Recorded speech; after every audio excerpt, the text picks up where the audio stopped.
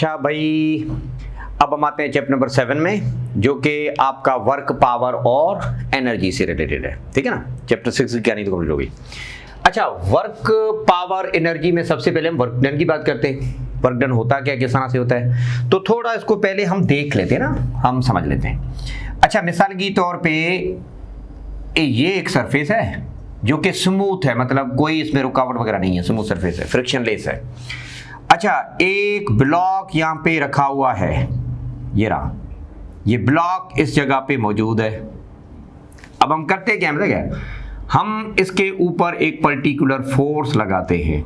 The force F is applied at an angle theta, so that कुछ इस तरह से कि जो बॉडी है उसने थोड़ा बहुत डिस्टेंस कवर किया, और जो बॉडी ने डिस्टेंस कवर यहाँ पे किया है ना, दैट इज इन द या अलोंग द प्लेन, कुछ इस तरह से ऐसे किया है।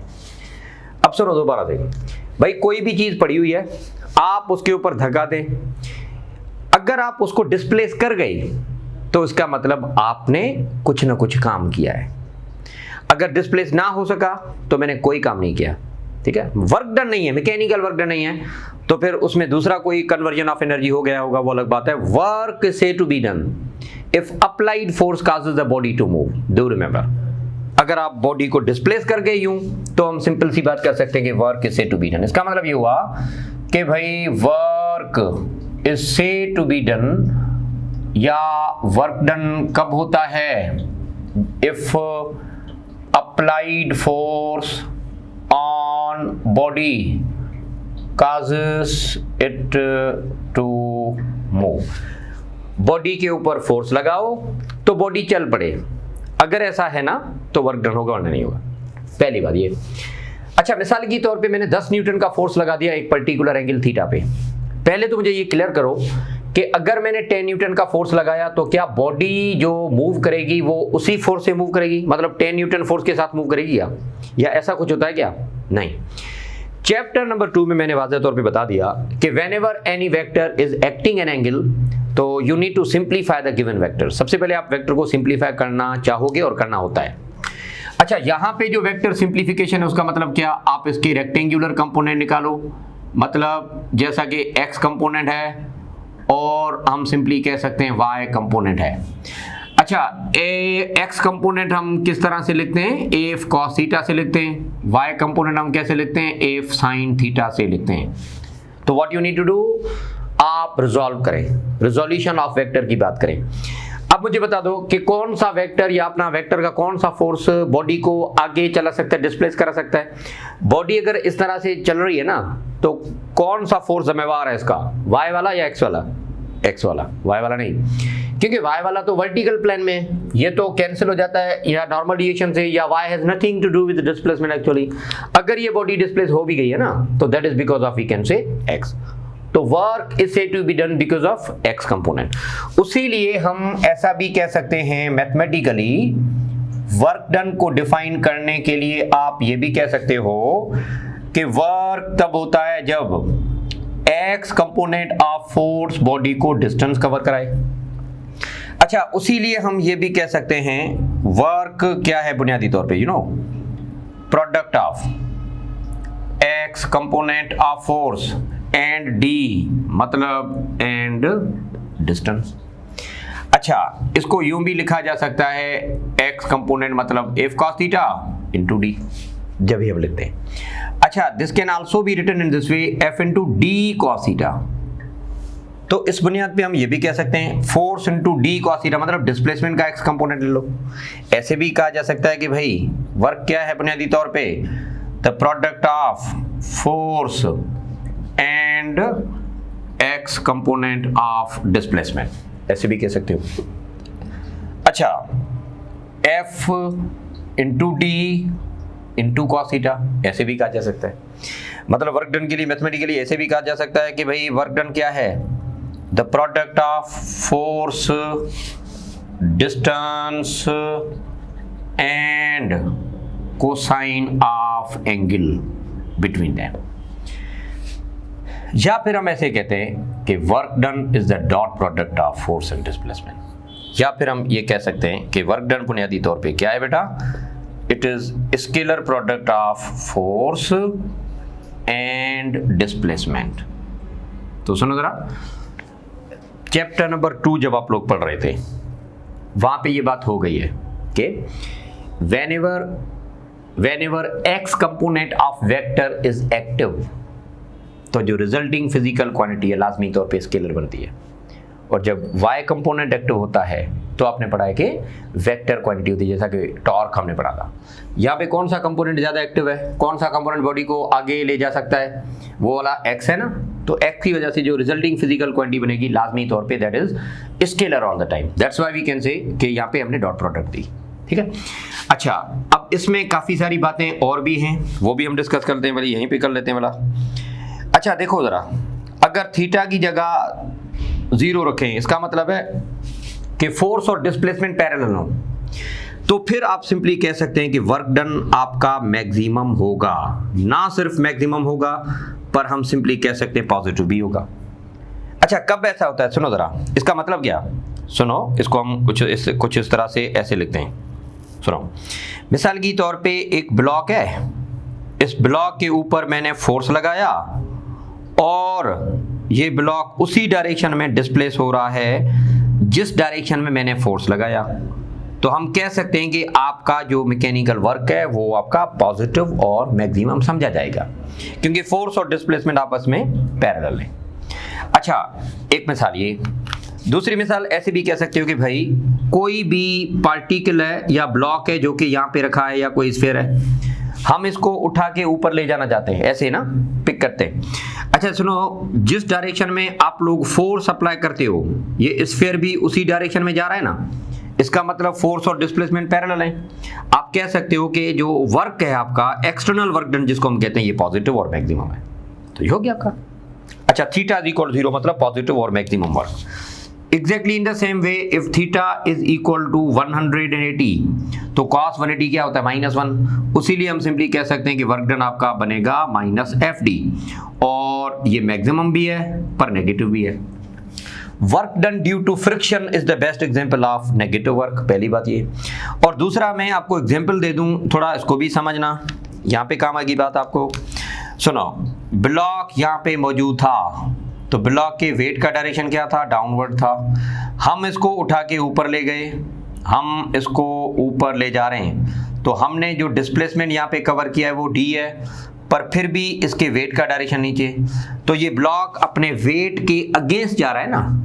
एंड व्हेन दिस हैपन, या जब कोई भी बॉडी अपने वेट के अगेंस्ट जा रही है, भले वो एक्सटर्नल फोर्स लगा के जा रही है, पर वेट और डिस्प्लेसमेंट आपस में तो एंटी पैरेलल है ना, उसीलिए हम सिंपली कह सकते हैं कि ये वाला वर्क डन आपका नेगेटिव है। और दूसरा जो हम कहते हैं आमतौर पे फ्रिक्शन की वजह से जो वर्क डन है वो भी नेगेटिव है, ठीक है। अच्छा, तीसरा, number 3, if theta is equal to 90 degree, तो cos 90 0 होता है, उसीलिए हम सिंपली कह सकते हैं कि वर्क डन 0 होता है।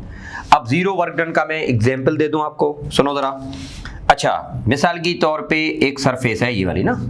अच्छा, यहाँ पे कोई एक पर्सन है, एक बंदा है, जो कोई चीज़ या कोई ब्लॉक उठा के ले जा रहा है।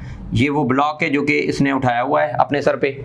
अच्छा सुनो, तो वेट का डायरेक्शन क्या होगा, ब्लॉक की वेट का डायरेक्शन क्या होगा, डाउनवर्ड। तो जाहिर सी बात है, इसके सर पे जो नॉर्मल रिएक्शन होगा, सर का जो सरफेस रिएक्शन होगा, उसकी डायरेक्शन क्या होगी, अपवर्ड होगी। ये सुनो, अब ये बंदा जा रहा है आगे, थोड़ा आगे गया ना, यहाँ से लेकर यहाँ तक। अच्छा, इसका मतलब है इस बंदे ने डिस्प्लेसमेंट कवर भी किया है, बंदे ने, पर अगर ये डिस्प्लेसमेंट इस ब्लॉक के वेट के हिसाब से कंपेयर करो या इसके नॉर्मल रिएक्शन के हिसाब से कंपेयर करो, तो थीटा बनती है क्या, 90।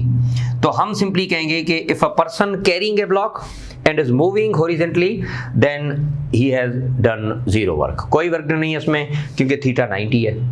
तो cos 90 is equal to 0, that's why we can say work done 0 होता है। एक एग्जांपल ये।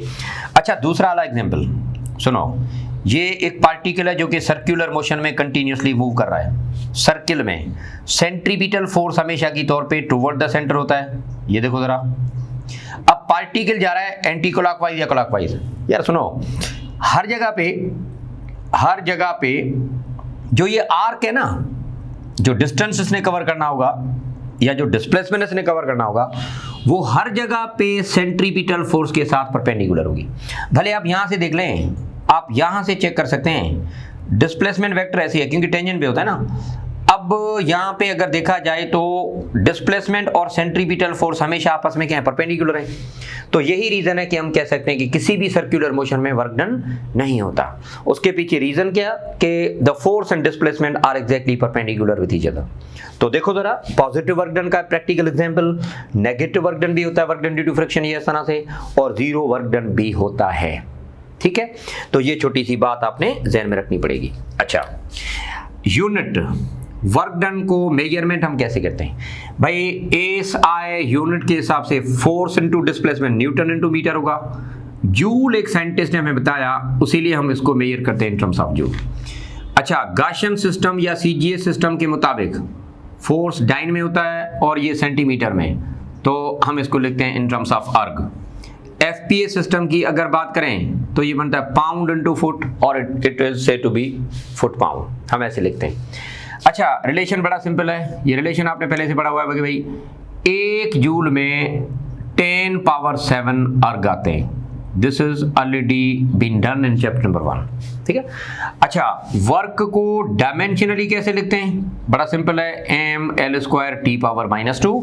Dimensionally work, energy, torque, dimension की बुनियाद पे सारे के सारे ऐसे ही होते हैं। तो ये एक छोटी सी कहानी आपने वर्क डन के हिसाब से देखी, डेफिनेशन होगी फिलहाल। अब इसमें बातें कुछ और भी हैं, कुछ केसेस, कुछ प्रॉपर्टीज, इस पे हम आते हैं। मिसाल की तौर पे अगर आपका जो अप्लाइड फोर्स है वो कोऑर्डिनेट सिस्टम के मुताबिक दिया जाए, मतलब आई जे के में जो डिस्प्लेसमेंट वेक्टर है वो भी आपका आई जे के में दिया जाए ऐसे, तो हम कैसे लिखेंगे? तो वर्क डन क्या होगा? बड़ा सिंपल है, चैप्टर नंबर 2 में मैंने वाज़ेह तौर पे बता दिया कि whenever two vectors are given in coordinate system their dot product is simply के एक जैसे कोऑर्डिनेट आपस में मल्टीप्लाई किया करो, मतलब इनकी जो मल्टीप्लिकेशन कुछ इस तरह से ऐसे होगी। So here you can go through कि वर्क डन क्या होगा। अब वर्क इस तरह से मालूम कर सकते हैं, ऐसे हो जाता है। ठीक है, तो ये एक छोटी सी कहानी वर्क डन के हिसाब से। अच्छा, अब इसमें चंद बातें और भी हैं, वो भी हम डिस्कस करना चाहते हैं। सबसे पहले ये कि work done due to constant force क्या होता है? कांस्टेंट फोर्स का मतलब है कि फोर्स हो पर कांस्टेंट हो। अच्छा, इस चीज़ को मैं ग्राफिकली समझाना चाहता हूँ, ये चीज़ हम ग्राफिकली थोड़ा लेना चाहते हैं ना। तो देखो ज़रा भाई, मिसाल की तौर पे एक ग्राफ है जो कि डिस्टेंस और फोर्स के बीच में, the force is measured in terms of metre newton and here in terms of metre. अच्छा भाई, फोर्स कांस्टेंट है, मतलब जो मैग्नीट्यूड ऑफ फोर्स है ना वो शुरू से लेकर आखिर तक समझ लो कि एक जैसा ही है, ऐसे कुछ इस तरह से। तो इसको हम बोलेंगे कि कांस्टेंट फोर्स है। ठीक है ना। अच्छा, हम इस ग्राफ को क्या करें कि हमें वर्क डन मिले? तो बड़ी सादी सी बात है कि भाई आप इसको मल्टीप्लाई करें, क्योंकि वर्क डन में होता है F into D dimensionally, newton metre, तो यहाँ पे मल्टीप्लाई करो। अब आपने जब ग्राफ पढ़े थे तो आप मल्टीप्लीकेशन कब करते हो? एरिया अंडर द कर्व में। उसीलिए हम सिंपली कह सकते हैं कि भाई इसका जो एरिया अंडर द कर्व होगा वो जाहिर करेगा, वो शो करेगा एक्चुअली वर्क डन को। तो work done would be equal to simply force into distance. आप ऐसे लिख सकते हो, बड़ा सिंपल है। ठीक है ना। अच्छा, पहली बात ये। अब दूसरी बात ये कि वर्क डन कांस्टेंट फोर्स में ना, उसीलिए हम ये कहते हैं कि work done is 0 if body is in uniform motion. Body जब यूनिफॉर्म मोशन में होती है तो वर्क डन नहीं होता, क्योंकि वर्क डन के लिए लाजमी है कि फोर्स होना चाहिए, और यूनिफॉर्म मोशन में फोर्स नहीं होता, एक्सेलरेशन नहीं होती, यूनिफॉर्म मोशन यूनिफॉर्म वेलोसिटीज होती है ना, इसलिए हम कह सकते हैं कि वहाँ पे वर्क डन नहीं होता। फिर क्या होता है, काइनेटिक एनर्जी हो या समथिंग लाइक दैट, पर वर्क डन बहरहाल नहीं होगा। डू रिमेंबर, तो कांस्टेंट फोर्स इस तरह से है। तो अच्छा, दूसरी बात ये, work done due two variable force हम किस तरह से लिखेंगे, थोड़ा इस पे बात हो जाए। अच्छा, वेरिएबल फोर्स का मतलब क्या है कि फोर्स का वैल्यू जो है ना वो आप वेरी करते रहो, कुछ इस तरह से, मिसाल की तौर पे ये डिस्टेंस है, ये फोर्स है आपका। अच्छा, वेरिएबल जो कर्व है या ग्राफ है, एक तो हम इस तरह से लेते हैं, एक और जो ग्राफिकल रिप्रेजेंटेशन है इसका हम वो ऐसे भी लिख सकते हैं। सुनाओ। अच्छा, दोनों में बड़ा फर्क है। यहाँ पे फोर्स कांस्टेंट नहीं है, वेरिएबल है, बताइए। फोर्स मुसलसल चेंज हो रहा है with respect to continuous displacement. अच्छा, यहाँ पे फोर्स अलग हिसाब से चेंज हो रहा है, डिस्प्लेसमेंट अलग हिसाब से चेंज हो रहा है। तो यहाँ पे एक अलग सीन है, यहाँ पे अलग है। बाय द वे, खैर देखते हैं इसको ना। भाई आप एरिया अंडर द कर्व करते हो, याद है ना आपको? तो बड़ा सिंपल है, आप एरिया अंडर द कर्व करो, आपको पता चल जाएगा। तो इस मामले में बड़ी सादी सी डेफिनेशन हो सकती है कि work is equal to f into d. पर ट्रायंगल है तो 1/2 लगाना नहीं भुलाएंगे, and then f into x, ऐसे कर लो, ठीक है ना। वेरिएबल फोर्स का जो वर्क डन है ना, वो हम इस तरह से ये लिखते हैं। ओके, एक बात ये। दूसरा वाला ये कि भाई यहाँ पे हम कैसे लिखेंगे? तो पता क्या है, नॉन लीनियर कर्व जब होती है तो हम कहते हैं कि वेरिएबल है सीधा, वेरिएबल ये भी है, ये भी वेरिएबल है। अच्छा, तो हम क्या करते हैं, इसको जितना हो सके हम एरिया मालूम करने के लिए ट्रायंगल और रेक्टेंगल बनाते हैं। चैप्टर नंबर 3 में मैंने वादे बता दिया। अच्छा भाई, यहाँ से लेकर यहाँ तक तकरीबन एक ट्रायंगल है या नहीं, इसकी एरिया अलग से मालूम करो। अच्छा, ये वाला एक और ट्रायंगल है कि नहीं, इसकी एरिया अलग से मालूम करो। ये वाला भी ट्रायंगल है, एरिया अलग से मालूम करो। और ये वाला भी ट्रायंगल है। तो 1 2 3 4 ट्रायंगल हो गए। ओके, अब चंद रेक्टेंगल भी बन सकते हैं, वो रेक्टेंगल भी बनाने आपने। अच्छा सुनो ज़रा, ये वाला तकरीबन रेक्टेंगल है, ये वाला भी एक रेक्टेंगल है, और इधर ये वाला भी रेक्टेंगल है। आखिर में क्या करने का, सारे जो एरियाज हैं ना वो आपस में प्लस करने।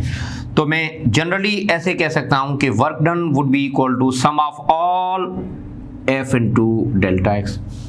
अच्छा, अगर कोई ट्रायंगल है तो 1/2 लगेगा, नेचुरल है। अगर नहीं तो हम सिंपली ऐसे लिखेंगे। तो जनरली अगर बात करो ना तो ऐसे करो कि भाई जितने भी हैं, अभी कितने एरियाज हैं, 1 2 3 4 5 6 7 है ना। तो i इज इक्वल टू 1 तो i इज इक्वल टू 7। 1 से लेकर 7 तक जितने भी एरियाज हैं वो मालूम करो। हाँ, वो अलग बात है कि जहाँ पे ट्रायंगल होगा वहाँ पे 1/2 लगाएंगे। बाकी आम तौर पे जो हम लिखते हैं वो ऐसे लिखते हैं कि वर्क डन आप इस तरह से मालूम कर सकते हो। बात आई समझ में? तो ये छोटी सी कहानी आपने ज़हन में रखनी पड़ेगी, ठीक है।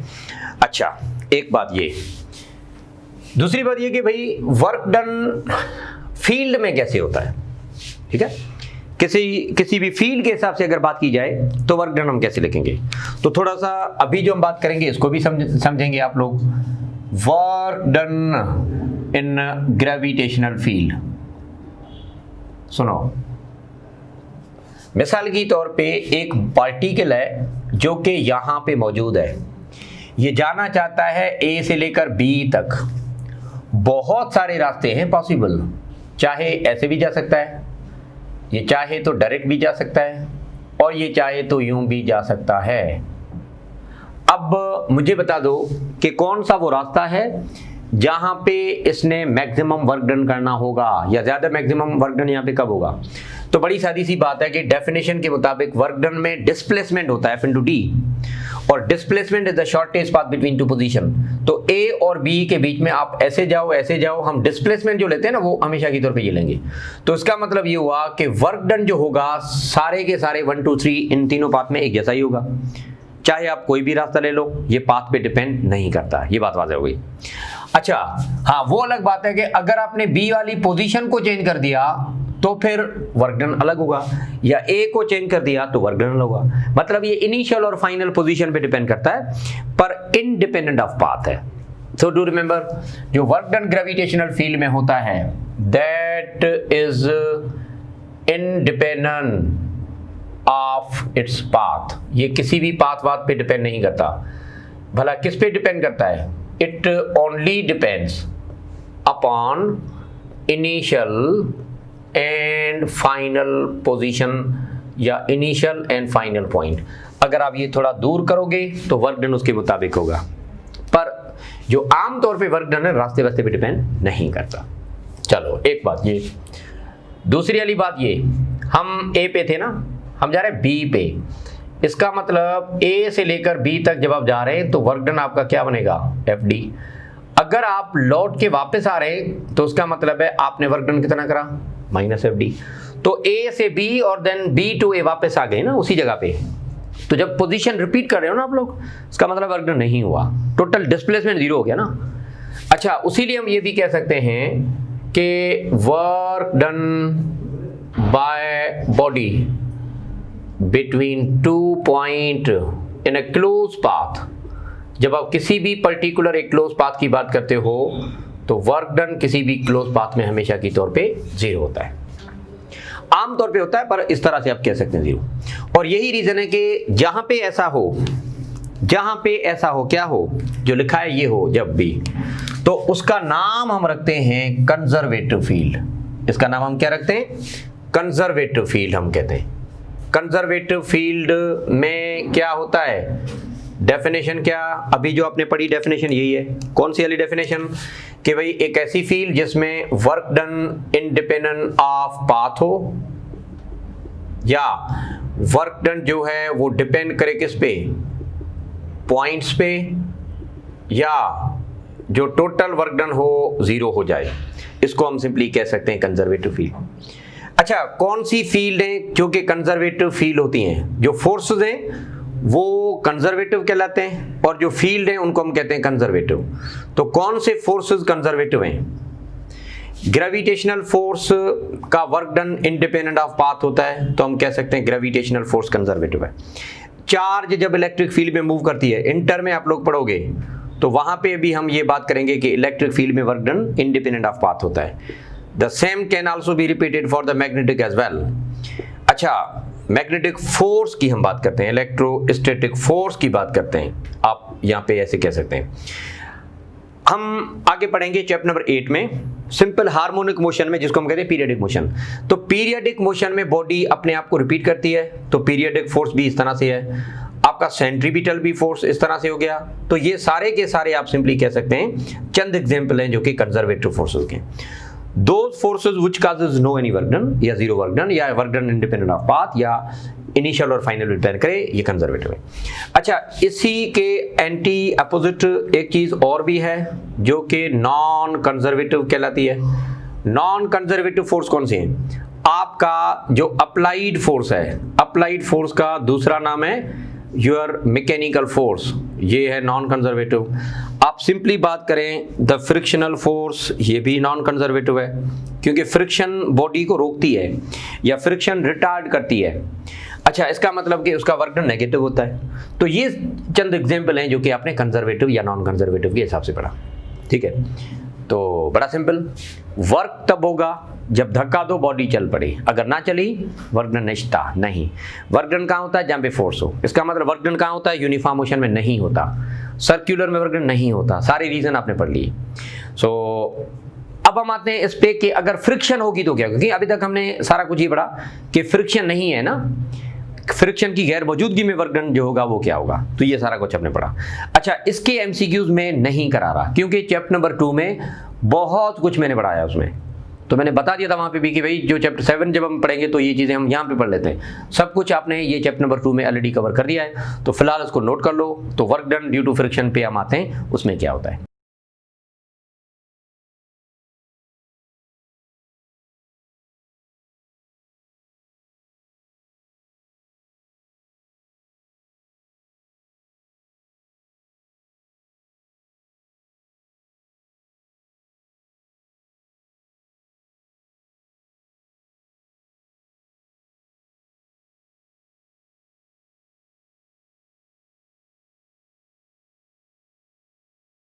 अच्छा भाई, तो अब हम देखते हैं कि वर्क डन फ्रिक्शन वाली सरफेस पे क्या होगा, रफ सरफेस जिसको बोलते हैं। ठीक है, अच्छा मिसाल की तौर पे ये पर्टिकुलर एक ब्लॉक है जो कि सरफेस पे आपने रखा हुआ है। अच्छा, इफ बॉडी इज स्टेशनरी तो फ्रिक्शन होती है जिसको हम बोलते हैं लिमिटिंग फ्रिक्शन, है ना। अच्छा भाई, लिमिटिंग फ्रिक्शन का जो हिसाब है या लिमिटिंग फ्रिक्शन हम कैसे लिखते हैं, you might have done in chapter number 3, मैंने पढ़ाया हुआ है। Limiting friction is equal to mu M G, ये होता है। चलो, हमने फिर भी फोर्स लगाया और हम चाहते हैं कि ये पार्टिकल, ये बॉडी थोड़ा आगे चले। ठीक है, अब हुआ ये कि बॉडी चल पड़ी, बॉडी आगे जा भी रही है इस तरह से ना, ये बॉडी जा भी रही है। तो कौन सा फोर्स जिम्मेवार है जो बॉडी को चला रहा है? ये तो आपने पहले भी पढ़ा हुआ है कि that is all about, we can say x component of your force. तो हम सादी सी बात ये करेंगे कि भाई एक्स कंपोनेंट फोर्स का वो है जिसने इस बॉडी को एक डिस्टेंस पे मूव कराया है, या ये बॉडी एक से दूसरी जगह पे गई है because of x component of force, ठीक है ना। तो वर्क डन डेफिनेटली होगा। अच्छा, पर रिजल्टेंट फोर्स कितना लगेगा? क्योंकि आप थोड़ी देर पहले पढ़ रहे थे कि resultant force would be equal to F x, पर अभी क्या होगा? Can you please tell me कि रफ सरफेस पे जो रिजल्टेंट फोर्स होता है जिसके साथ बॉडी चलेगी वो कौन सा फोर्स होगा? क्या वो एफ एक्स होगा जो कि पहले था? नहीं, अभी नहीं होगा। पता है क्या, अब हम उस एफ एक्स में से फ्रिक्शन या लिमिटिंग फ्रिक्शन की वैल्यू माइनस करेंगे, उसके बाद हम देखेंगे फोर्स कितना बनता है। तो दूसरे मायने में आप ऐसे कह सकते हैं कि भाई if body is placed on rough surface, अगर आपने बॉडी को रफ सरफेस पे रखा हुआ है एग्जैक्टली लाइक दैट।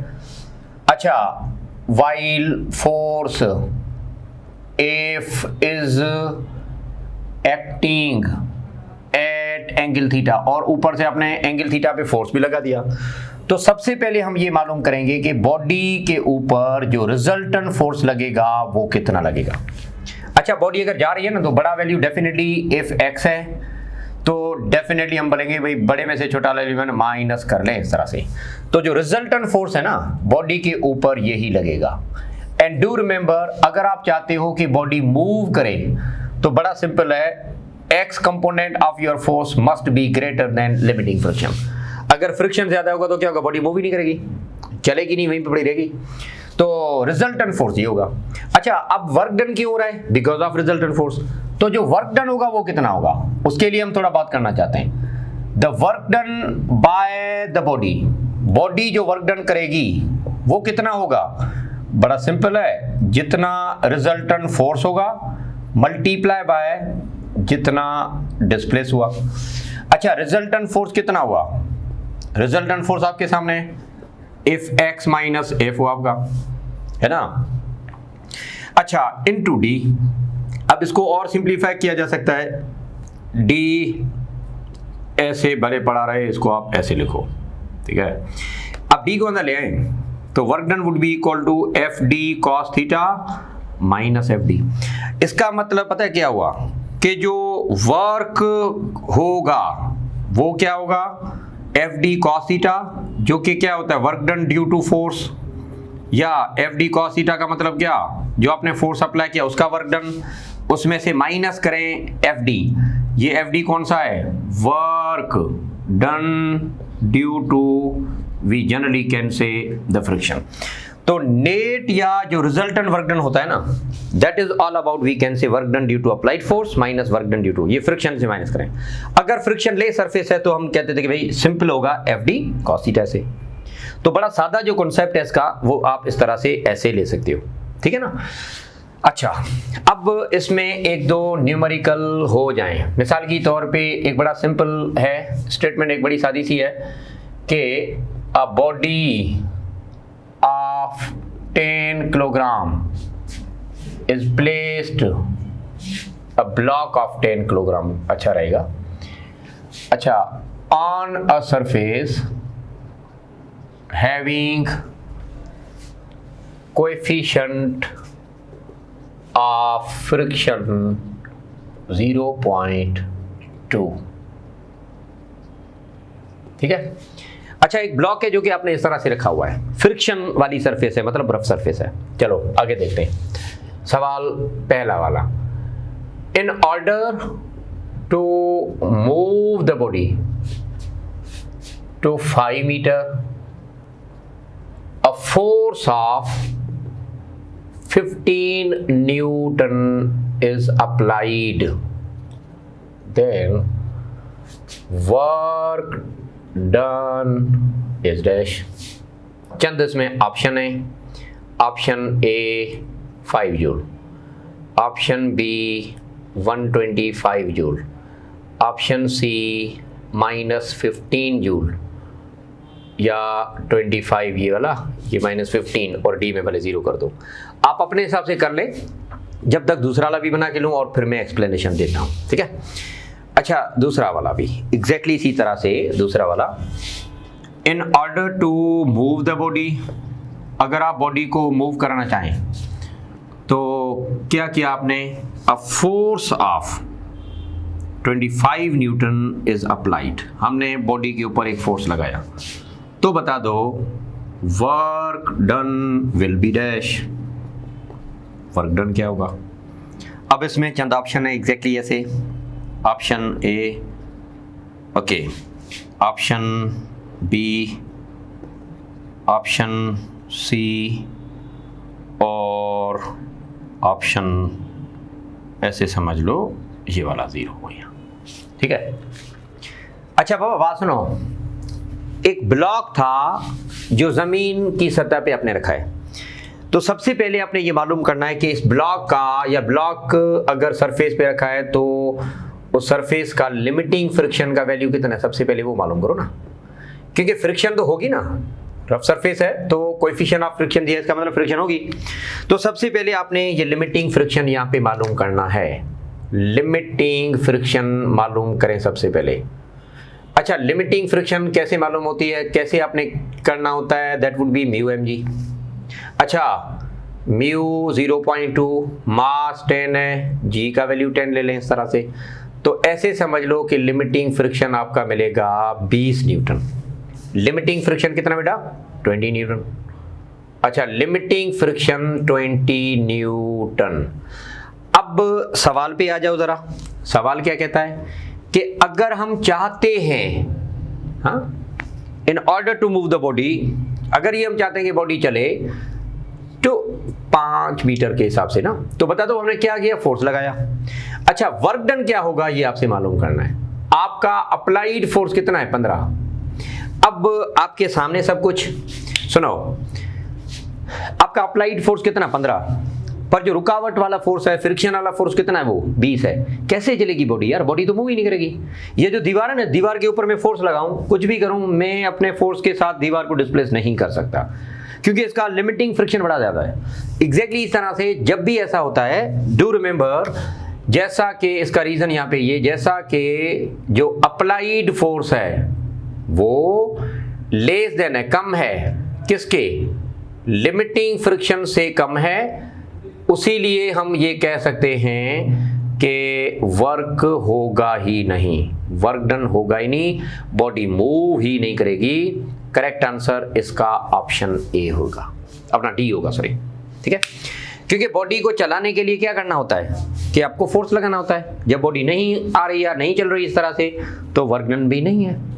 चलो अच्छा दूसरा वाला पुरानी डेटा के मुताबिक है, मतलब उसी सरफेस वाला है, पर हमने क्या कि फोर्स नया वाला लगा दिया, हमने जो फोर्स लगाया वो कितना, 25 न्यूटन हमने लगा दिया, तो वर्क डन क्या होगा। सो सुनो जरा, हम यहाँ पे वही बात करेंगे कि भाई लिमिटिंग जो फ्रिक्शन है वो कितना है, 20 न्यूटन, पर आपका अप्लाइड फोर्स कितना है, 25 न्यूटन।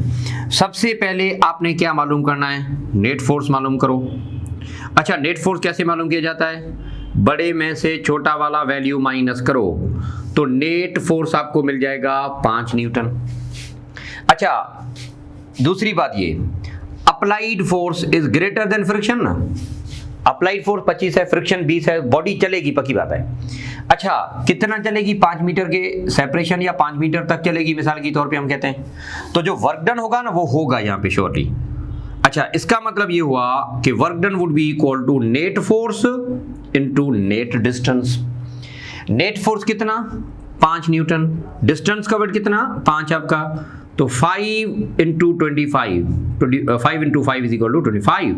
आप कह सकते हो कि वर्क डन यहाँ पे होगा, that would be correct answer option A, क्योंकि बॉडी चलेगी बाकायदा ना। अच्छा ऐसे भी कह सकते हो, ये वाला तरीका भी सही है, आप इसको ऐसे भी सॉल्व कर सकते हो जैसा कि आपने पहले से पढ़ा है यहाँ पे, सुनो इधर। अच्छा वर्क इज इक्वल टू क्या था, F d cos theta minus F D था। अच्छा एफ अप्लाइड फोर्स कितना है, 25, डिस्टेंस कितना, 5, अलोंग द डायरेक्शन है तो cos 0 1 लिखो, माइनस फ्रिक्शन का अपना कितना 20, डी डिस्टेंस आपका कितना है यहाँ पे 5 है, तो इट वुड बी 125 माइनस कितना, that would be 100, simply 100 simply. तो ये हिसाब लगा लो, आपको पता चल जाएगा सिंपली, ये रहा आपका, ठीक है। अच्छा ऐसे भी करो, इस तरह से भी करो, पर आपसे पूछा जाए अगर कि work done due to friction क्या होगा, ये हम बात करेंगे। इसी में अगर पूछा जाता कि work done against friction, work done friction को रिकवर करने में कितना हुआ, so that is what you say कि work done due to friction is equal to 100 joule. इसका पता मतलब क्या, अगर फ्रिक्शन ना होती तो 125 जूल होता, 125 जूल होता, पर जैसा कि फ्रिक्शन थी तो कुछ एनर्जी कंज्यूम हुई, कुछ वर्क डन आपका कंज्यूम हुआ, या कुछ आपके कैलोरीज बर्न हुए in order to recover the state of friction. तो आपने फ्रिक्शन को रिकवर करने में भी कुछ ना कुछ वर्क डन किया, that is all about we can say 100 joule. बाकी 125 में से 100 जूल गए, बाकी आपके 25 बचे जो कि अवेलेबल अभी आपका। तो ये एक छोटी सी कहानी है जो कि आपने डिस्कस की। तो वर्क डन अब हर हिसाब से कंप्लीट, ठीक है। So thank you very much बेटा। इंशाल्लाह ताला नेक्स्ट लेक्चर में हम बात करेंगे पावर और एनर्जी की। थैंक यू वेरी मच, खुश रहें।